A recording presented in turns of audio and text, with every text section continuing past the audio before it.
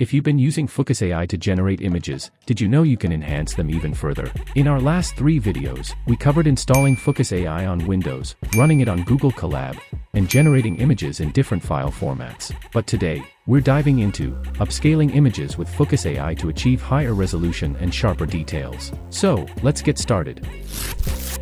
First, open Fooocus AI and tap on the Input Image option. Here, simply drag and drop the image you want to enhance. Now, look for the Upscale option. You'll see 2 choices, 1.5x and 2x. Choose the one that best suits your needs. Once selected, hit the Generate button, and let Fooocus AI do its magic. After a few moments, your upscaled image will be ready. Now, let's compare. Here's the original image, and here's the enhanced version. You can clearly see the improvement in sharpness and quality. But what if you want to upscale it even further? No problem. Just drag and drop the already enhanced image back into the Upscale section.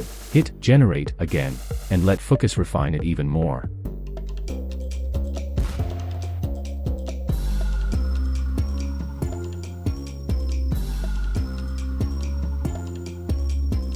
If you're happy with the results, simply download the image, and there you have it, an easy way to upscale images with Fooocus AI.